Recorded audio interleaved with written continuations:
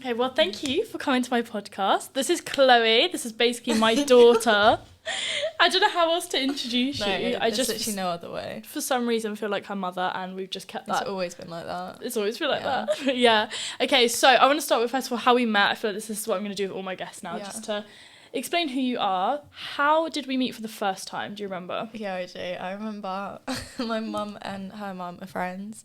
Yeah. And my mum told me to go around yours because I was struggling with stuff at school, and her mum kind of agreed with my mum that we were going through the same thing. And we just chatted for ages, and it was really helpful, and it's just been like that ever since. Thank you.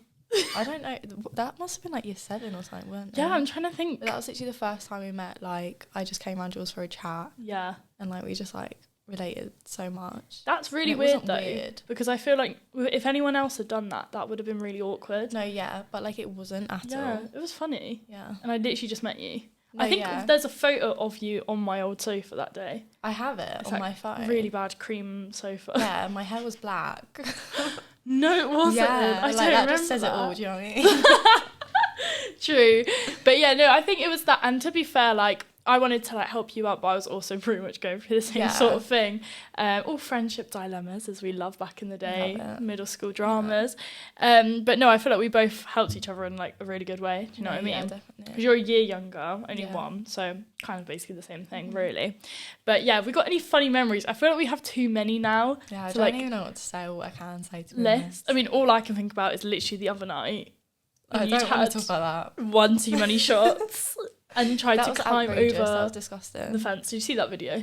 Yeah, I think it was more the run up to the fence was really embarrassing. Chloe, you know we were there for 20 minutes and you were like, I will climb this fence. Can I swear? Yeah, of course. Okay, everyone says this. This is going to be a thing. No, literally, you were like, for 20 minutes straight, like, I will jump over this fence. But the thing is, when it's something in my head, that's it. I want to get it done. And then I remember you taking me through the pub afterwards because I couldn't jump over it. And that was the most embarrassing thing. Because I just didn't complete it, and I had to walk through all these football lads, like, oh my gosh, yeah, because we went when England to play, and fell over it. Yeah, I think it would have been more embarrassing if you carried on jumping over the fence, though. Yeah, I'm glad you stopped me. A big ick. Okay, so today we're going to talk about a few different things. So I think we'll mainly focus on friendship, being honest, surrounding yourself with good friends, relationships and how kind of different we are in relationships, a bit about anxiety, relapsing, and we'll just go through a few different things. I'm sure we'll waffle on. Yeah. Okay, so talking a bit about like how we met and become friends. Yeah. Obviously, friendships always progress, but like, when do you think was the point where we could become like brutally honest with each other?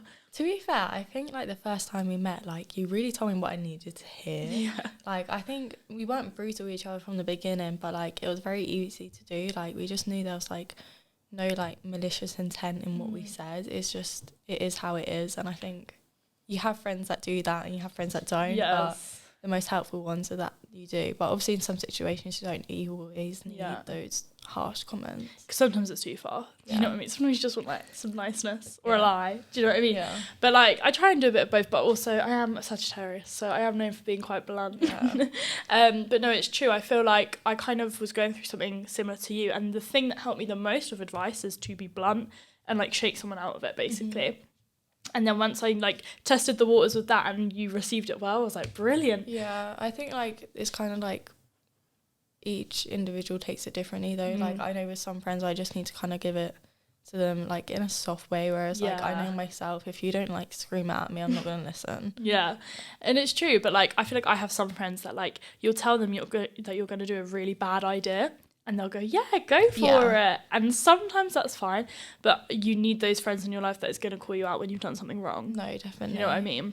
And I feel like I can do that with you and you can do it with me. Like if I come up with some stupid thing like, oh, Chloe, I'm going to do this. And you're like, Maisie, no, like come on. Especially because we're both really stubborn. Like if we know someone's like each other has said no, then that's it. Like just don't go past that. Yeah. And we were always like, you're very good at being like devil's advocate. So that just like kind of solidifies any like answer you give me. Yeah, because it's true. Like, say you come to me with like, or if anyone comes to me with like, okay, I need help. Like, this is the situation. I'll think of both sides. Do you know what I mean? Yeah. Because I just feel like that's what I would do if it's me. Because I overthink and overanalyze every possible outcome and scenario. So I'll do that for you as well. Do you know what I mean? Because some people come to me like, oh, I didn't think about that. Like, shit. Like, I'm gonna mess up. That's really good though, because I think like some friends aren't honest enough. Yeah. Which, like I said, like you need that as well in some situations, but on like a deeper level, you need someone to analyze things in their perspective rather than just yours. Like if you have friends that aren't telling you when you're doing something wrong, or they're not, you know, keeping you in check, you've got to check your friends, I'd say. Yeah. Because it's good to have some, but if everyone around you is constantly kind of like licking your bumhole, then is that going to help you progress? Exactly. Is what I think. Like, one, you're going to make poor decisions, and two, like, it's not pushing you to do any better, like career-wise, mentally, anything.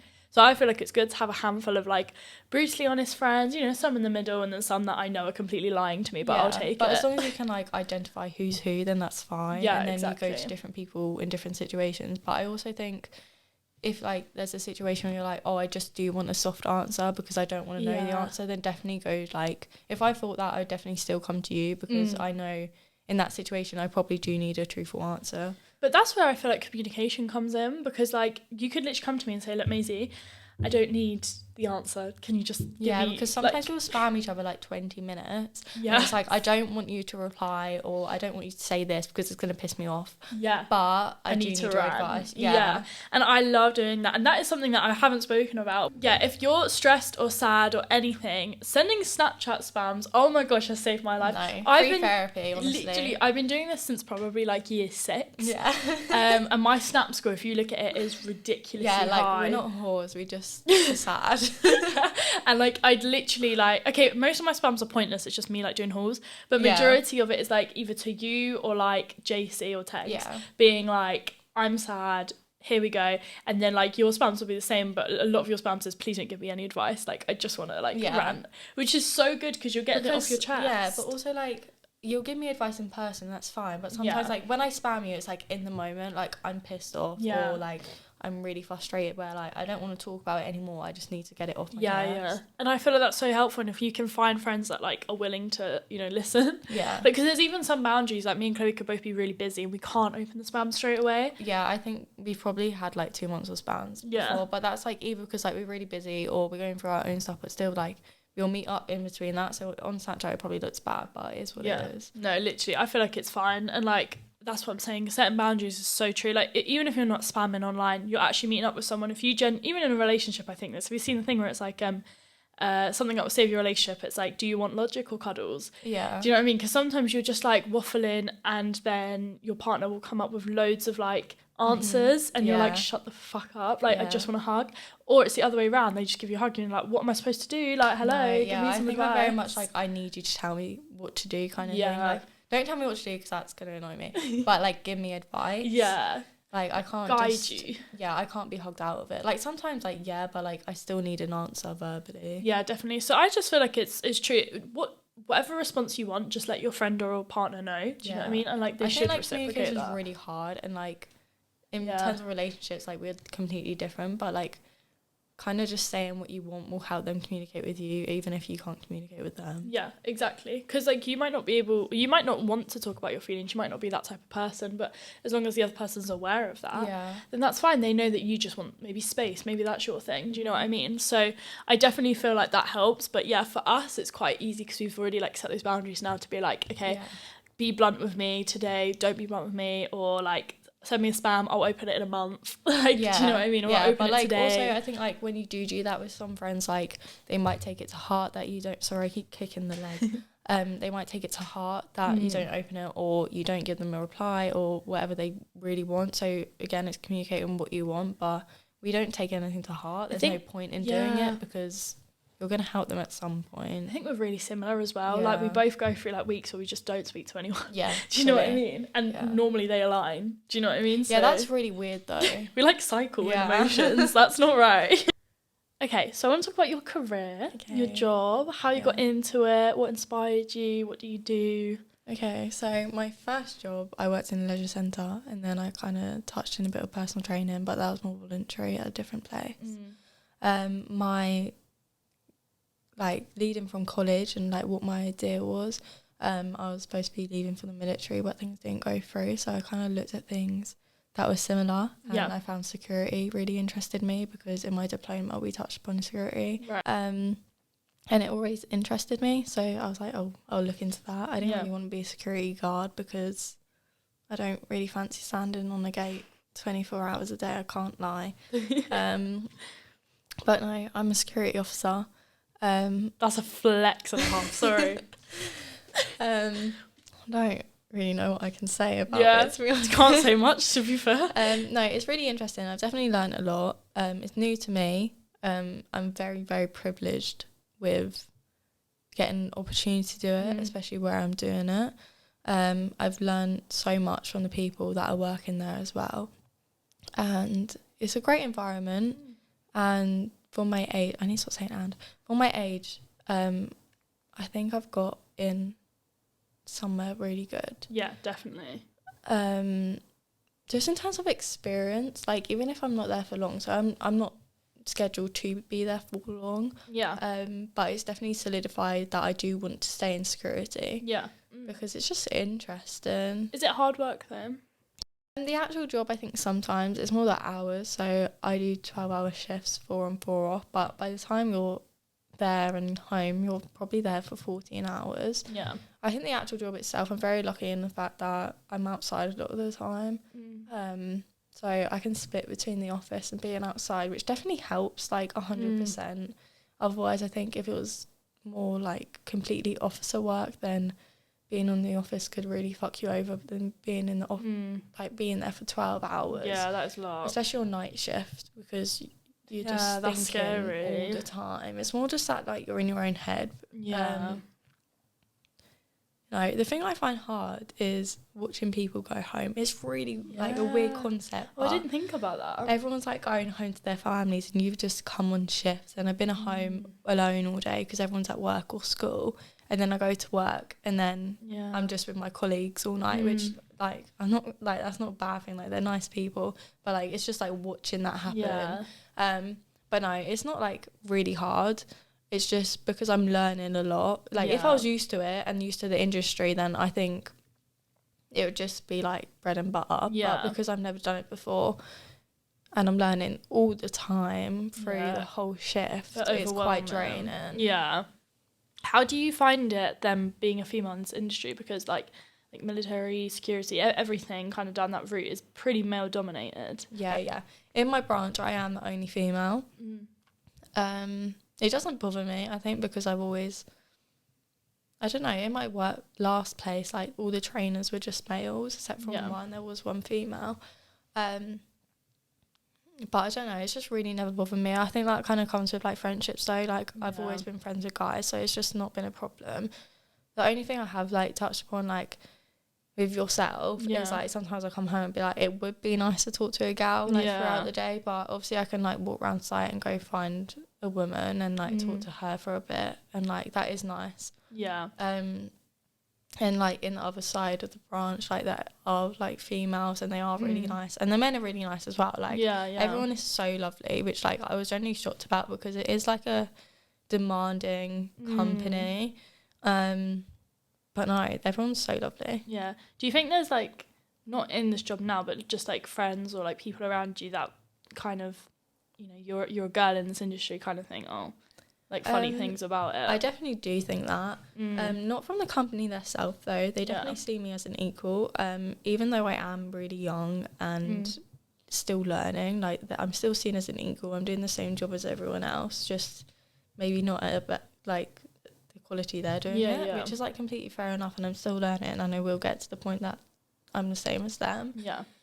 But I do think when I was leaving for the military, some opinions, not in my family but maybe distant family or friends, they kind of thought, well, you're a gal, you can't be running around doing those things, which really irritated me. But it just motivated me so much. Like it just motivated me to train, to learn, and to like get into it. So when I couldn't do that, I was like, well, I've done all this for a reason. I'm going to put it to use. So security was something to put it to use to do.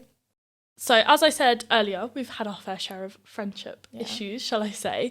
And I kind of wanted to talk a little bit about them and kind of like how they've impacted us, because I feel like, I'll be honest, I have two opinions on this. One is character building. Like, you can't have a perfect 100%, life. yeah. And like, I won't regret anything that I went through because it made me the person I am today. However, sometimes they're traumatic. They're sad. Yeah. Do you know what I mean? So yeah, I'd say with friendships, I've had the fair share. You know, you get like different types of bullying, and I feel like the one I went through the most was more like you have a leader and then everyone follows the leader, and you could be the victim in the situation, and it's just like lies or complete bull. Do you know what I mean? I agree. But once that person has convinced 2 or 3 of the groups, you're That's done it, for. yeah. Do you know what I mean?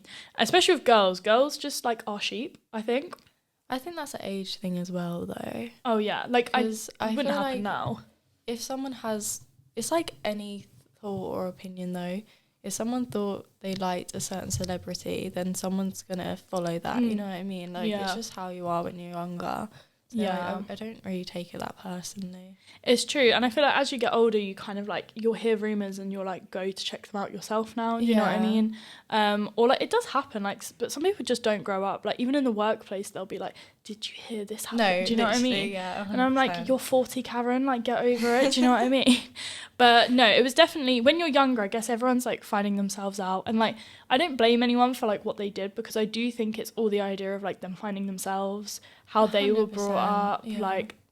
They might have learnt that from their family. I think it's like a pressure as well around school. Like, I really don't blame anyone for what they did. Like, it just is what it is. Like, it's kind of like a social norm that they kind of like grew to, because there's always some of it somewhere. Yeah, no, I get that.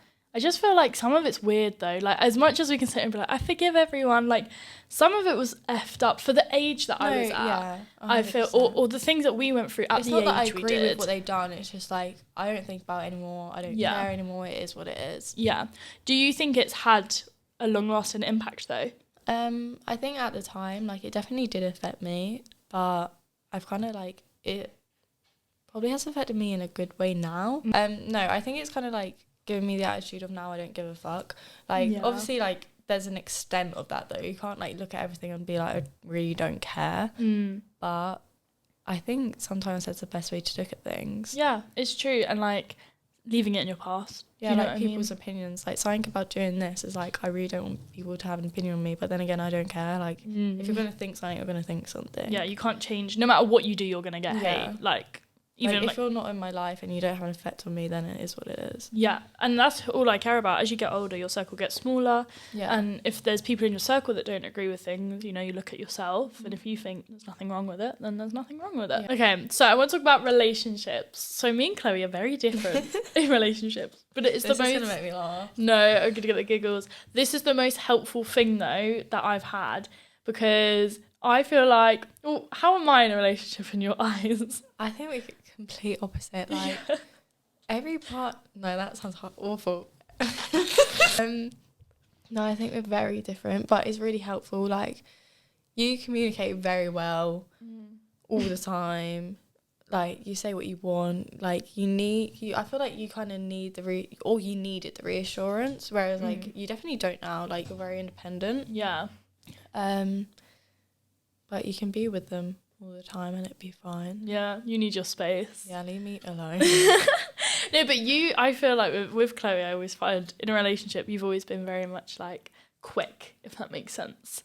Like with your decisions and your thoughts and feelings, and you always need space, but deep down, you're just like me. Do you know what I mean? Yeah. Like, I feel like you have a hard exterior, but once it's broken down... No, yeah, I think, like, I can communicate. You can. It's just like, I need to be told to. Yeah, basically. Because, like, you'll come to me and be like, I'm pissed off, so I'm not talking.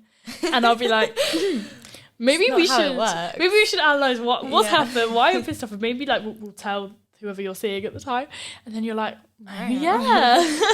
And then it's fine. But no, I get it, and I feel like obviously if you've been brought up differently and everything, it does stem from childhood, a lot of it. Do you know what I mean? And for me, I just like that extra reassurance and like to be told, do you know what I mean? And to make sure everything's 100% okay, because like I don't like when there's like uncertainty. So for me, even with friends, not just relationship, to sit down with someone and say, are you annoyed at me? No. Yeah. Or yeah, okay, why? Let's go through this, and to enter back. I don't start know start what you to mean. finish. Right. Start to finish. But like some people are just like okay with like keeping, just not bringing up the issue. But for me, I think I would explode. Like I can just like, I can't really leave it there though. Like I have to talk about it, otherwise I'm gonna carry on being pissed off. Yeah. And you won't know though. That's the problem.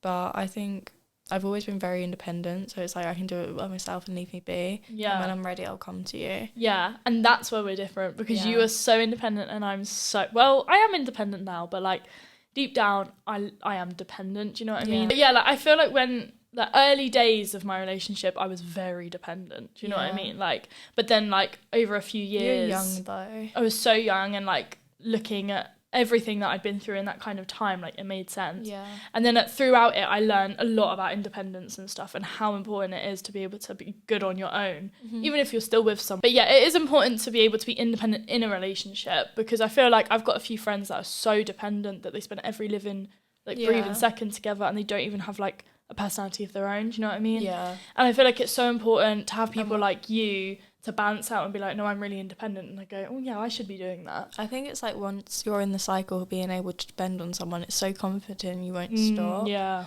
it's a dangerous so I just game. don't let myself get to that point. But then I feel like you don't even let yourself get near the point, and that's why I feel like we're so different, but in good ways. Like, you know, some things I do could be bad, some things you do can be bad. Yeah. But the fact that we can sit down and say, like, say you're pissed off about something, and I can say, you need to talk about it. Or if I'm pissed off, you'd be like, Maisie, you're overreacting. Yeah, that is literally how it goes all And the that time. literally is how it goes all the time. And I'm very grateful to have, again, a friend that's blunt with me and can say that, not just in a relationship issues or friendship issues, but like family, career, like anything. You can just say, Maisie, like, your boss isn't annoyed at you. You made one grammatical error, like, relax. Or like, I can say to you, like, you need to open up, speak to people at work, or whatever the issue may be. But no, it does make me laugh how different we are, but I love it. It works so well though, because I think like when we've both been in relationships at the same time, I've said something, you're like, I understand, or like you'll say something, I'm like, yeah, I know. I feel like you date people that are just like me. 100%. Like, that just says something though. Like, I do love you. Oh, look at us, we're soulmates, really. But like, you'll come to me and be like, well, they've done this, I don't get it. I'm like, that's exactly what I do. Yeah, and then I can understand from your point of view, which is their point of view. Yeah, and then normally the other way around's the same as well, because you're very independent, and like same with my people. Like, it's good to have like someone to explain how the other person might be feeling. You know, that devil's advocate thing we're talking about. It's so important. I think it's nice to be with people like that though. Like, it's kind of like opposites attract. Like, I'm not like completely opposite to my partner at all. Yeah. But like in terms of communication, I am. Yeah. But that kind of like helps me to communicate. Yeah, definitely. Like when you've got, like, people do say like, oh, you shouldn't date people that can't communicate, or vice versa.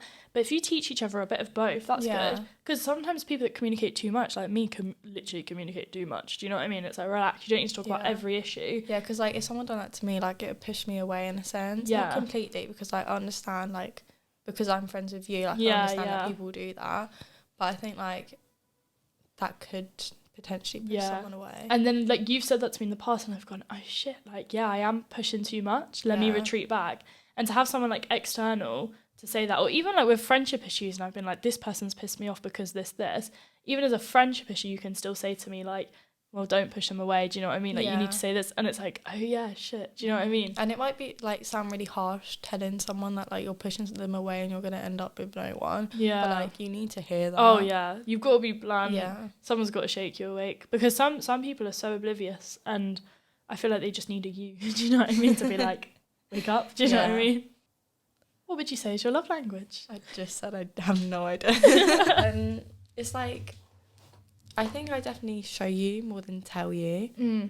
I find it hard with words. Actions then. Yeah. Yeah. So I'd say acts of service. Yeah, that's it. Yeah. 100%. Because like, so for example, would you prefer like someone to kind of tell you like, oh, I'm proud of you, like you look really nice today, blah, blah, blah, or would you rather them like book things for you, bring you like your favourite chocolate bar and stuff? Oh no, like in terms of receiving a love language, it's definitely more like words and affection. Yeah. No, quality time 100%. Yeah. But like if like my language to give is like an act of service. Act of service, yeah. I'd say the same. But that's again like this communication thing. I'd rather show you than tell you. Yeah, that's true, because it might, do you find it weird to give, not compliments, but like that reassuring, oh, like I'm proud of you, or like compliment? Do you find it a bit I weird? find it hard because like I just like overthink it, or like I don't want to sound like a wet wipe as much as like they'll want it, you know what I mean? Yeah, and this just makes me laugh because but that's just like finding a level in your relationship. Like I'll happily say it now, yeah, but like to begin with, it's scary. Okay, so I did touch on anxiety in the last podcast, but I know we've both had our fair share of it as well, so I thought we could speak a little bit more about it. I just kind of wanted to talk about like the development of anxiety. For me anyway, my anxiety's changed over the years in like different ways and like different, it's like kind of manifested itself in different forms. And I didn't know if that was something you could relate to either, but I definitely say, like we were speaking about friends and everything, my anxiety would stem from that young age of being in friends and everything. Yeah. Where do you think it kind of started for you or has stemmed the most? I think like I was always like an anxious child just because I was shy and quiet, not because like anything ever happened. But then like through school it kind of just got worse just because of like various things. Like if I'm not comfortable around you, then like I definitely don't want to be with you. If like my social battery has died, which like I didn't know that was a thing when I was younger, then it makes me anxious because I know I need to get out of the situation. So I think it was more that, and also confinement. I feel like my thoughts of when I was at school is like I can't get out. Like you are there and that's it. Especially in classrooms, like even like in rooms like this, like I need to see the exit. Right. I think that also comes with my job though. Yeah. I just need to have a plan. Yeah. And stuff. So it's just like hypervigilance. I really struggle with hypervigilance. So I think like my anxiety is more around that. But it also is such a funny, great thing at times because like when I have an issue, like, oh my god, that video of me at the club is so bad. Like I've had issues at the clubs or whatever, and luckily I have a friend like Chloe who is security, hypervigilant. She knows what she's doing. But it is funny the way your mode can like kick in even when you're like off shift. Yeah. Like even like, if I'm like wasted, it's just there. Yeah. Like it's just, I feel like it's a good thing, but then also like is it not hard to like turn it off? It is really hard to turn it off sometimes, especially when I've been working like 7 days in a row or something. Not that happens a lot, but like even if I'm just doing my regular like shifts of the week, like sometimes it's just on. Yeah. I don't think that's a bad thing, but I think it is irritating to other people because sometimes we'll just be sat in Starbucks together and I can't look at you. Yeah. Not because like I can't keep eye contact with you, but because I'm looking everywhere else. In. Yeah. And it's not like I'm sat in a room and I can't see the exit. It's more that we're outside, I'm seeing people go in and out, there's cars, like I need to know everyone's movements. Yeah, and that's true because I can see your eyes dart around, you know what I mean? But I feel like it makes me feel safe, do you know what I mean? Yeah. But yeah, I guess it is a bit annoying when you're actually trying to just like relax and like sit in your chair and just slouch back. I think it comes natural though, so like it's not like ever draining to me. Sometimes it is because like it's like I know I'm doing it, but if it's just like naturally happening, then it doesn't drain me. Yeah, no, that's good. Do you think it ever like anxiety ever affected you like back in school? Kind of before yeah, I think that was like more like the trap thing though. Especially because like I don't think I was very comfortable at school, like it was never my favourite place, and like the way I dealt with anxiety back then is like I need to walk, I need to get out, like I can't sit still because I didn't really know what it was and it got me really wound up. I just couldn't sit still and I was always like ticking or something.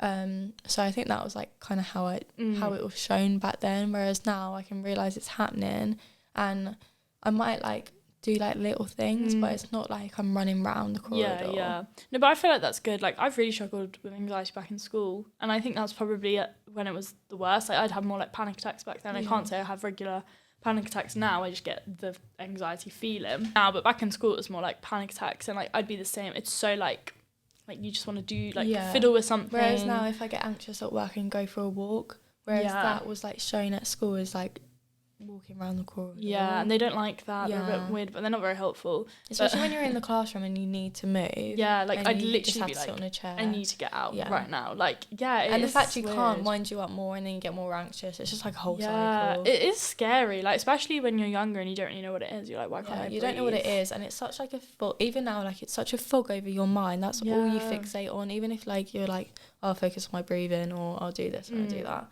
It's still there. Once you've got a thought in your head, you run with it. That is my problem. And it comes in like different, like as I was saying, it manifested in different ways.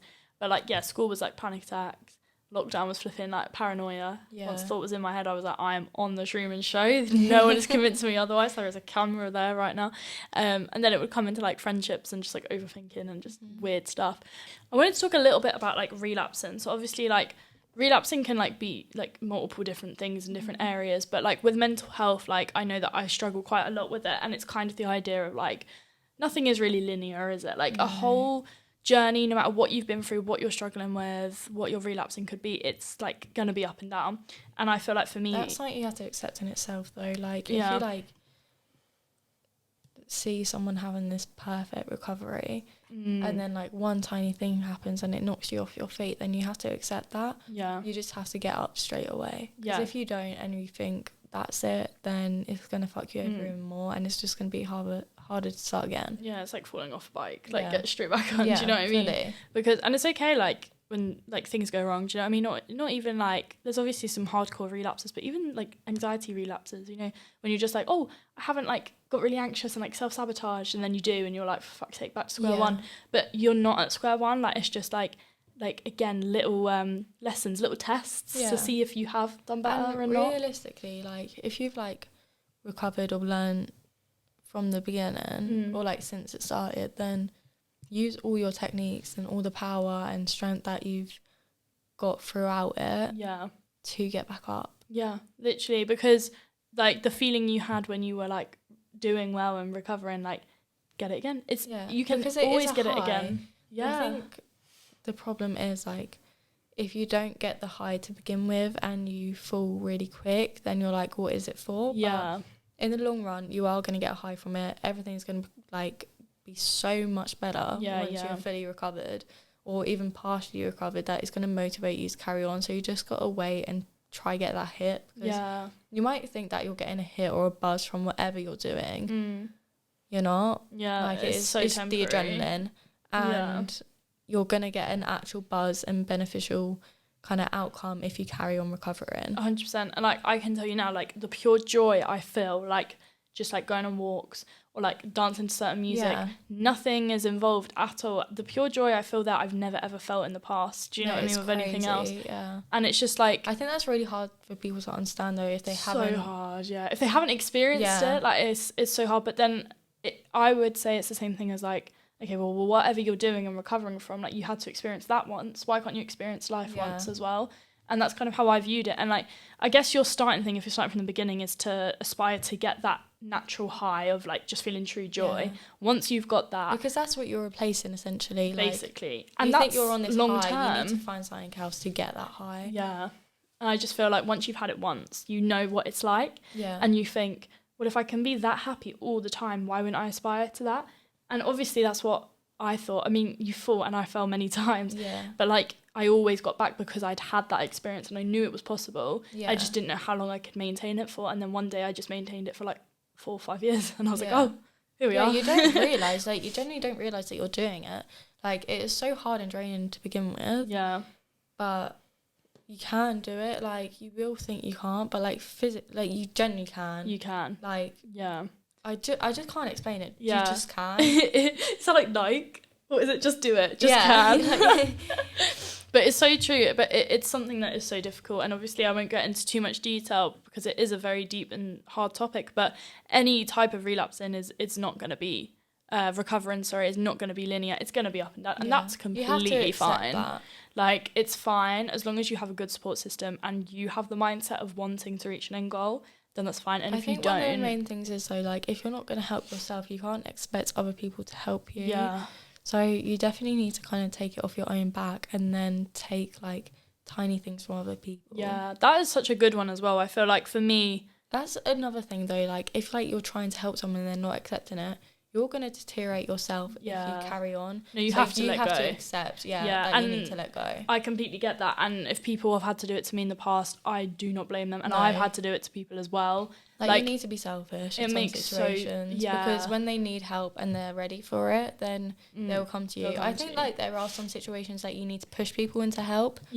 Which is absolutely fine. But when you've done it and like it's clearly not working, you need to accept that. You give so much and then you back off. You need to know your boundaries, but that's a whole different topic. Yeah, but it's so true. And like, yeah, you can't rely on people as well. Like, that was my problem, is I would end up relying on people, but I wasn't ready to commit to anything solid. And then I would end up pissing everyone else off because they think, well, why are you not doing it for me? It's a weird thing though. Some people hit certain points where they realise that they need to get better. Some people need to hit rock bottom. Yeah, and that was, if you watch my spiritual awakening, that was literally my thing, was I had to hit rock bottom for it to work. Otherwise I would have continued to like enjoy the like chaotic ride.